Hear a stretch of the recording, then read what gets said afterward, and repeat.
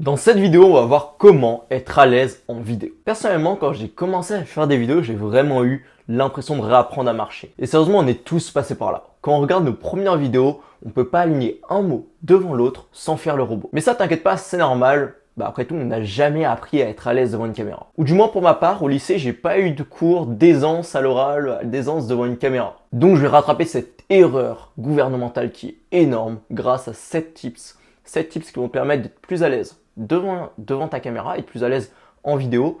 Et moi, ça m'a permis de passer de ça. Mais pourtant, je suis sûr que si tu regardes cette vidéo, c'est que tu n'y arrives pas. Tu n'arrives pas à passer à l'action, tu n'arrives pas à commencer à monétiser tes compétences. À ça. Expliquer comment gagner des abonnés sur TikTok et la méthode que j'ai utilisée, que tu as pu voir et qui m'a permis d'avoir les résultats que je t'ai montré en intro juste avant. Je te fais pas plus attendre, je te montre tout de suite la méthode, c'est parti. Le tout en juste un mois et demi. Du coup, perso, je trouve ça pas mal. Bon, écoute, je vais pas te mentir, si tu as vraiment envie de devenir bon devant une caméra, la seule solution, c'est les 10 000 heures. Les 10 000 heures, c'est vraiment c'est la base, c'est pour devenir un expert. Si tu as envie d'avoir une expertise devant ta caméra, mais passe 10 000 heures, fais-en tous les jours.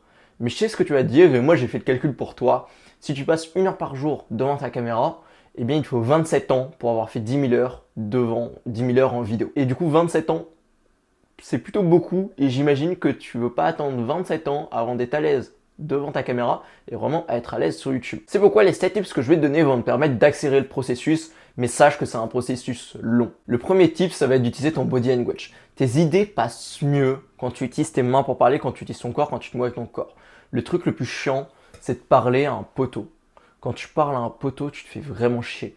Du coup, il faut vraiment que tu n'hésites pas à exprimer tes idées avec tes mains, que tu n'hésites pas à t'exprimer à travers ça, c'est super important. Le deuxième tip, ça va être d'éviter les mots de remplissage. On veut à tout prix éviter les éviter les mais, les donc, enfin, encore ça peut être des mots de liaison, mais quand tu fais vraiment pour remplir des phrases parce que tu n'oses pas prendre des pauses, tu n'oses pas faire des blancs, c'est ultra mauvais parce que ce que tu envoies à ton audience, le message que tu envoies, c'est je suis pas à l'aise avec le silence. Le troisième tip, ça va être de fixer droit dans les yeux, droit l'objectif. Il faut vraiment que tu fixes l'objectif quand tu parles, parce qu'il n'y a rien de plus désagréable qu'un mec qui te parle sur une caméra YouTube en regardant ici, ou qui te regarde, qui fait une vidéo YouTube en regardant comme ça. C'est chiant à mourir, c'est vraiment chiant à mourir. Du coup, pense vraiment à ton audience et regarde-les dans les yeux. Regarde vraiment l'objectif de ta caméra, même si ça peut te faire peur au début, c'est juste une habitude à prendre. Le quatrième tip, ça va être de faire des variations lyriques. Qu'est-ce que c'est des variations lyriques? Concrètement, c'est l'inverse d'une voix monotone.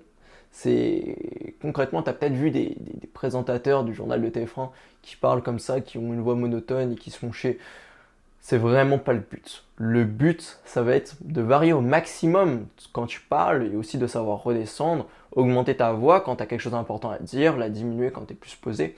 Et ça va captiver ton audience, ça va les captiver parce que ça leur montre que tu es transparent avec eux sur tes émotions.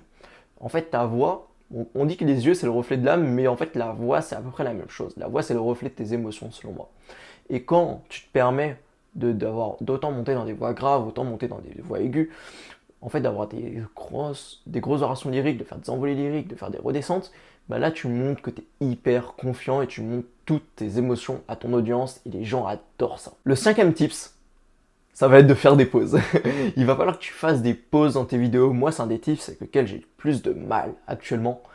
Mais pourquoi tu dois faire des pauses dans tes vidéos? Ça rejoint les mots de remplissage.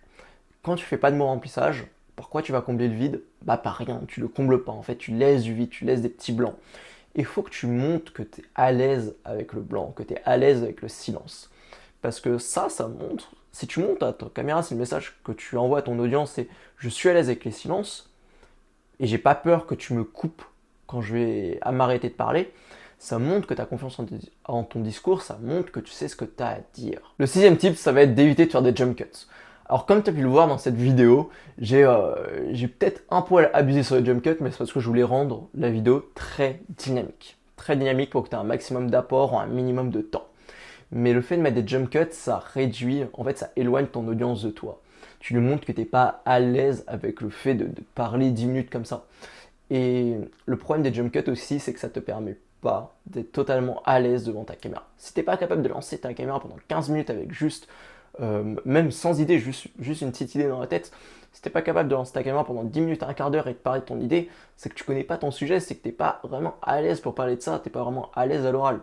C'est pour ça que tu dois t'entraîner à faire ça devant la caméra et éviter un maximum les jump cuts. Après, sur YouTube, si tu veux des vidéos sur YouTube comme moi, je te conseille de faire des jump cuts, faire pas mal de jump cuts quand tu fais des vidéos de trafic, des vidéos dynamiques, des vidéos pour te faire découvrir auprès d'autres personnes. Mais quand tu fais des vidéos là où tu parles vraiment à ton audience, du coup pas trop comme cette vidéo, quand tu fais des vidéos pour parler à ton audience, là tu évites au max les jump cuts. Et septième tip, c'est un des plus importants, ça va être de faire des bullet points à la place de faire, une liste, en fait, de faire des notes. Pourquoi il faut que tu évites les notes? Parce que concrètement, ça n'a pas une grande utilité. Quand tu as des notes, on a l'impression que tu récites un texte, on a l'impression que tu récites une poésie que tu as appris par cœur ou que tu es en train de lire parce que tu es en train de tricher, tu as mis des mots dans ta main. C'est vraiment pas quelque chose de sexy devant la caméra, tu vois, c'est pas quelque chose d'attirant pour les gens. Il faut que tu leur montres quelque part à ton audience que tu es à l'aise devant ta caméra, tu es à l'aise sur ton sujet, tu n'as pas besoin de notes, tranquille. Et ça va te faire progresser parce que ça va. En fait, tu seras tout simplement meilleur devant ta caméra, quoi. Parce que le fait de ne pas avoir de notes, ça va vraiment te faire dire ce que tu as à dire.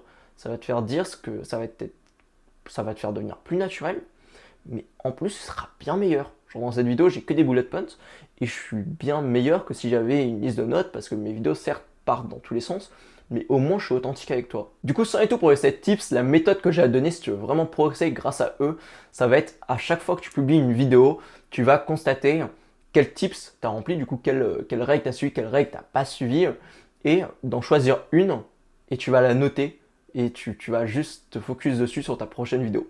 Disons que par exemple, si quand je revisionne cette vidéo, là je me parle au Jérémy du montage, si je remarque que j'ai fait beaucoup de dans mes phrases, que j'ai des mots de remplissage, et bien ce que je vais faire, je vais prendre en note, et la vidéo que j'ai tournée demain, vu que je fais une vidéo tous les jours, et bien je vais me concentrer sur le fait de ne pas faire de Et ça, c'est une manière pour progresser qui est géniale, mais ça demande de faire beaucoup de vidéos, et d'avoir du coup beaucoup de temps de pratique. Mais c'est vraiment une manière pour progresser, et on laisse pas, c'est ce que j'ai fait là pendant mon dernier mois, et c'est ce qui m'a permis, comme tu as pu le voir au début de la vidéo, de passer d'une vidéo là où j'étais pas du tout à l'aise, là où je savais pas parler, à une vidéo où j'étais bien meilleur, même si j'ai aussi progressé techniquement parlant, forcément, moi une vidéo ça parle, mais c'est vraiment ça qui m'a rendu à l'aise. Donc je te conseille d'appliquer cette méthode. Du coup, je te mets aussi un récapitulatif des tips pour que tu puisses t'en souvenir. Je te conseille vraiment de les screen, comme ça à chaque fin de vidéo, tu pourras aller voir ce tableau et vraiment regarder quel tips ça remplit, quel tips t'as pas rempli. C'est très très très important. Dis-moi en commentaire si tu vas le faire. Si tu es encore là, c'est que tu fais partie vraiment du 10% des gens. Tu fais partie des gens déterminés, des gens qui veulent avoir des résultats, des gens qui veulent vivre de leur contenu sur Internet. Et rien que pour ça, je t'invite à liker cette vidéo pour vraiment que ça profite à d'autres personnes comme toi. Mais je t'invite surtout à t'abonner à la chaîne, à ma chaîne YouTube La Transcréation, parce que ici je t'apprends en fait à acquérir une putain de liberté. Toute ma vie j'ai rêvé de liberté, et à travers cette chaîne je te partage ma vision des choses et je te partage comment j'ai fait pour atteindre une fucking liberté et comment je fais tous les jours pour entretenir cette liberté. Cette liberté, elle s'entretient à travers quoi pour moi? À travers la création de contenu et l'entrepreneuriat. Et c'est ce dont quoi je te parle dans cette chaîne, sur cette chaîne YouTube. Du coup, je t'invite à t'y abonner vraiment pour ne louper aucun de mes contenus. Et on se retrouve très très vite dans une prochaine vidéo. Ciao.